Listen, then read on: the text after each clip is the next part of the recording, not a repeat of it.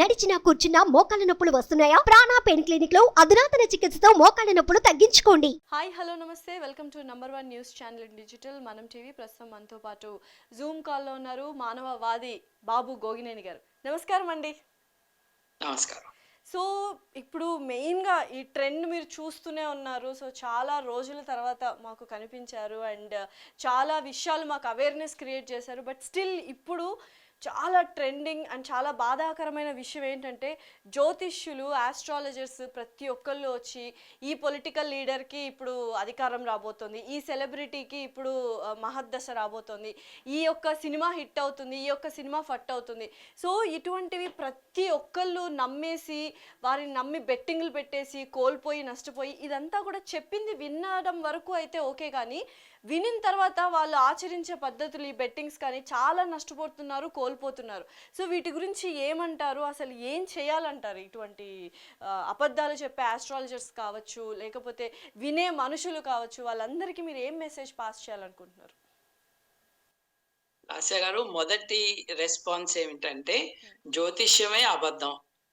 So జ్యోతిష్యంలో ఉన్న ప్రతి ఒక్కడు చెప్పేది అబద్ధమే. నిజం చెప్పే జ్యోతిష్యులు ఉండరండి. ఎందుకంటే జ్యోతిష్యానికి 9 గ్రహాలు ఉన్నాయని చెప్పుకుంటారు. ఆ 9లో భూమి లేదు. నక్షత్రం అయిన సూర్యుడిని గ్రహం అంటారు, ఉపగ్రహం అయిన చంద్రుడిని గ్రహం అంటారు, లేని రాహువు కేతువుని తీసుకొచ్చారు.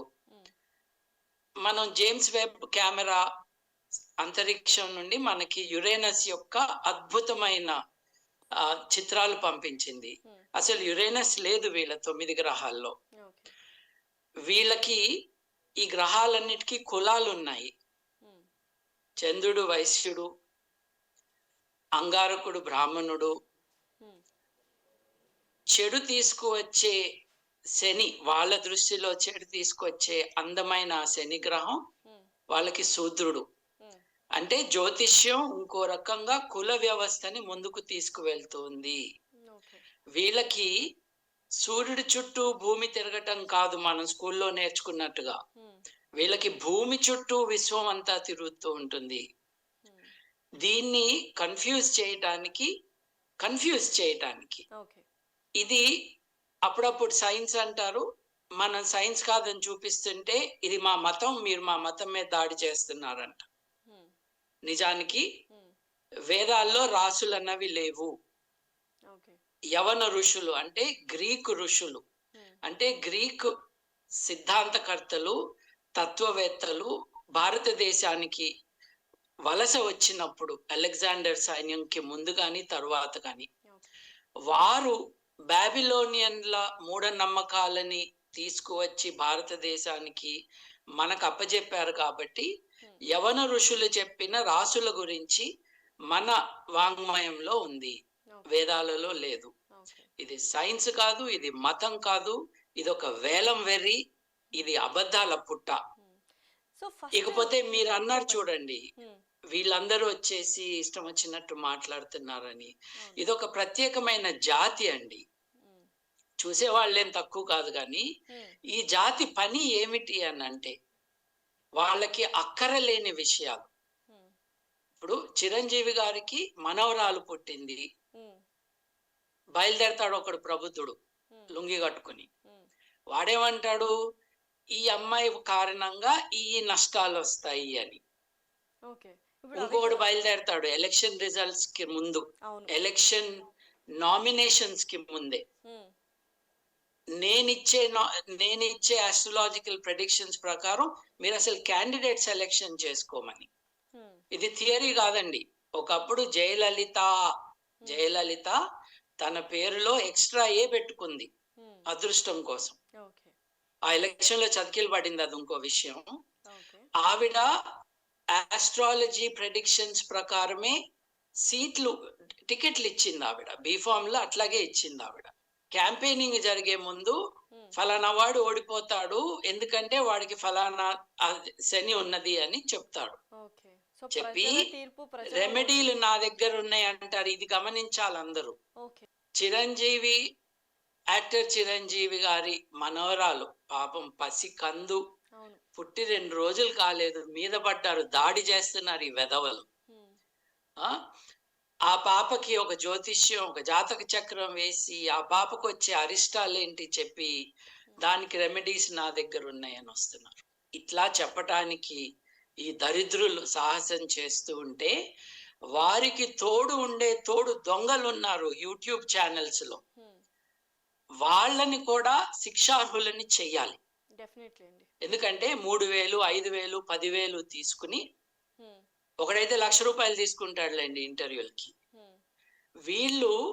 వీళ్ళకి ప్రచారం కల్పించటం, వాళ్ళ ప్రైవసీ అంటే వారి వ్యక్తిగత జీవితంలో గోప్యత, ప్రైవసీని భంగం కలిగిస్తూ వీళ్ళ ద్వారా మాట్లాడటం. అంటే పైగా డివోర్సులు కూడా అయిపోతున్నాయి, డివోర్సులు అయిపోతున్నాయి. ఇప్పుడు వరుణ్ తేజ్ కావచ్చు, లావణ్య కావచ్చు పెళ్లి చేసుకున్నారు కానీ డివోర్సులు అయిపోతున్నాయని సభాముఖంగా, మీడియా ముఖంగా అందరికీ చెప్తున్నారు. అది అసలు ఎందుకు వింటున్నారు, ఎందుకు ఇలా ఇటువంటివి చేస్తున్నారంటే మీరు ఏమంటారండి అసలు? ఇట్స్ లైక్ అంటే ఇది ఇప్పుడు మీరు చెప్పిన పేర్లు కానీ వేరే వాళ్ళే కానీ వాళ్ళు కదండి చర్య తీసుకోవాల్సింది.